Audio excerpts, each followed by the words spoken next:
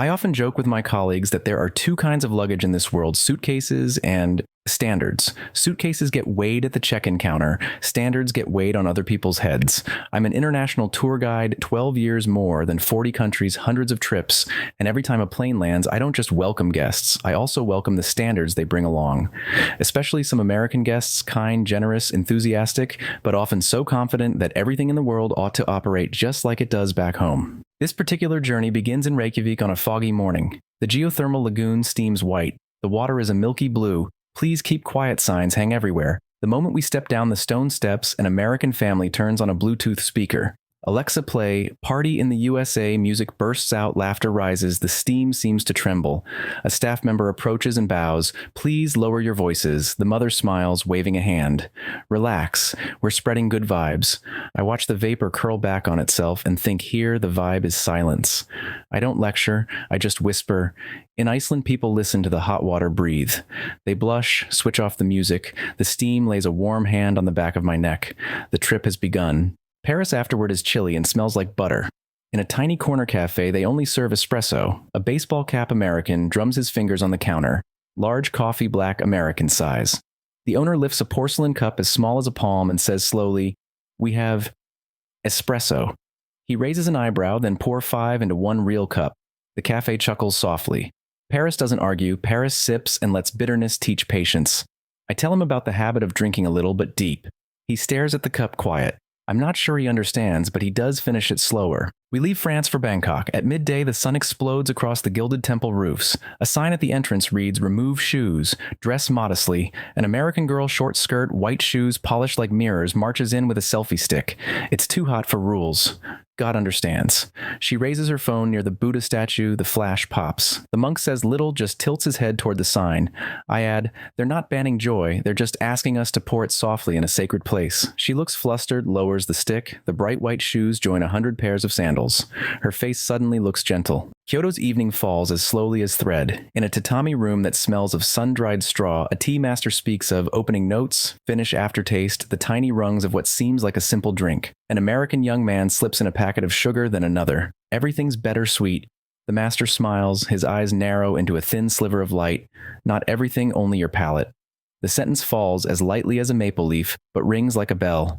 I watch the last sugar packet hesitate in his fingers. We reach Hanoi under rain drumming on tin roofs. A bowl of fish noodle soup steams. An American guest wrinkles his nose, smells intense. The owner laughs. Fish sauce is the soul. He scratches his head. Can you make pho with no fish sauce? She tilts her head. Then it wouldn't be pho. The whole table laughs. He laughs too and ladles another spoon of broth. The funniest thing is this: once you accept the first smell, every taste after becomes gentle. Marrakesh, the leather market glows like a sunset painted onto walls. After haggling, the man pulls out a calculator. What's that in real money dollars? The vendor looks him straight in the eye. Dirham is real in Morocco. I translate, then pretend to be busy staring at the sky. In places like this, respect is sometimes just silence, letting two people speak until they both smile. Amid all these journeys, I meet a middle-aged American, crisp shirt, gleaming shoes, a voice stamped out like, from a press, fast, precise, clear. He compares constantly at home. We do this in America, we do that. Amazon overnight, Apple Genius Bar, Starbucks Venti. In my head, I name him Mr. Overnight, not because he's bad, only because he measures everything by how quickly it can arrive before 2 p.m. tomorrow. London, Savile Row. Mr. Overnight stands before a mirror as a tailor pins him up. I need the suit by tomorrow afternoon. The tailor lifts his tape and sets it on the table. Sir, we measure time in stitches. The sentence is like a hidden seam hemming the edge of haste. He smirks, ready to argue, then stops. Perhaps the mirror has reflected back a man who knows how to wait. One afternoon in Lisbon, a slick green stone slope like a fish's back. We pause at a small window where an old woman is embroidering a tablecloth. Mr. Overnight stands silent for a long time. What are you making a cloth for my granddaughter? Takes 3 months, she says. He smiles, but the corners of his eyes droop. Back home, we just buy it. 2 clicks. She shows him the tiny stitches, each one a breath. He takes out his wallet, doesn't bargain, leaves a deposit, and says, I can wait. Waiting is a strange verb for him, and I watch it become a beautiful one. From Lisbon, we fly to Bali. Nighttime sea lantern procession. The ocean breeze tastes of salt. Waves stroke the steps. When shoulders lower, the lights lower too. A young American keeps firing his flash, sweeping his phone like netting butterflies in the dark. I'm about to step in when Mr. Overnight reaches him first. Turn it off. This isn't content. It's someone's sacred night. The words, slightly awkward, sound like a man learning to speak slowly. But everyone understands. The boy lowers his phone. The sea goes still. The lanterns drift like a heart that has stopped pounding, and I watch Mr. Overnight bow his head. We leave Southeast Asia and ride a Northern European train through forests of pines like pencils pricking the horizon. In the next car, an American man shakes his head. What's with this military time? Just use AM/PM like normal. 3 passengers from 3 continents turn and smile. An old woman murmurs, "Here 24-hour time is normal." He blushes and laughs. Soft smiles often replace a whole lecture. Athens is as hot as a kiln. On the hillside, the Parthenon stands not a climate-controlled museum. It's 95 degrees. Why no AC, grumbles an American behind me. The guide shrugs because this is the Parthenon, not a mall. He mutters about respecting customers. I think of another kind of respect for stone wind time. In some places, we only come to be smaller. One night in Dublin, the pub is glued to the hurling final. An American walks in, leans his elbow on the counter. "Could you switch to NFL preseason?" Nobody answers. The air thickens like fresh foam. The bartender lifts a pint and says evenly, "I still love my family." The whole pub bursts out laughing, half teasing, half forgiving. The American flushes and orders a pint. 5 minutes later, he asks, "What are the rules?" An old man explains in detail. By minute 60, he's cheering loudest. Turns out when we ask others to change the channel, sometimes we need to change our frequency. Copenhagen Morning Cafe, large coffee and American requests. The barista hands over their largest size. "This is a medium at best," he laughs. "Pour 2 into 1. Danes grow up on quality, not volume," the barista replies. He takes a sip and stops laughing. Many things don't get bigger when you pour more in. Sometimes they just get diluted. Another hot Athens noon, I lead the group through the ruins. An American woman whispers, "It's older than our idea of old." The sentence slips out like a breath. I turn and smile. Exactly, many places in this world are older than our idea of old. We don't come to upgrade them, we come to raise ourselves. The journey continues through Barcelona during a nearby town festival. A tourist asks why not hold it in Barcelona centralized for tourists. The local guide winks.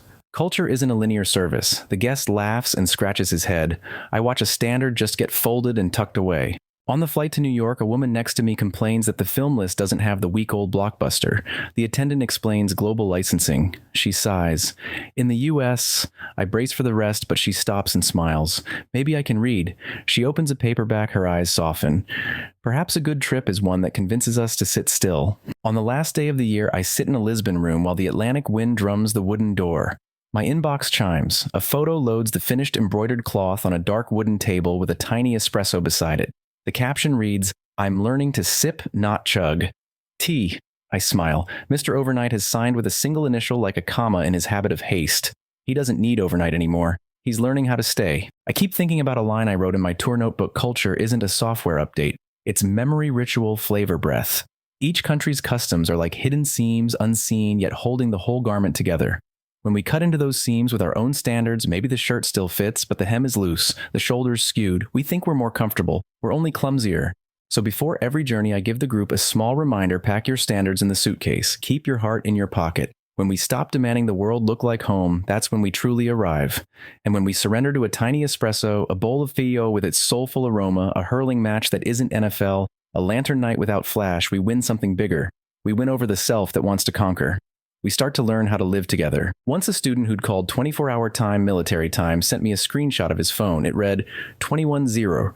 "I'm trying your way," he wrote. I replied, "Not my way. The way of the place you're standing. That's the best part of travel. It teaches us to say of this place. Of this place, people drink a little but deep. Of this place, people walk slow to see. Of this place, people bow for the sacred. Of this place, they name their money in their own tongue, measure time with their own ruler, call silence a kind of music." I close my notebook and listen to the city breathing outside. Tomorrow I'll fly again to welcome more suitcases and more standards. But I know that somewhere one more person will pour less coffee, eat a bowl of pho with the true smell, turn off the flash on a holy night, accept that a tailored suit takes several fittings. One more person will step out of overnight and learn the word stay. As for me, whenever I stand at the door of a new place, I remind myself, like the Lisbon grandmother with her trembling stitch, slow is also a way to love. And that is the only way to go far. Pack your standards in the suitcase, keep your heart in your pocket, and let the world walk in.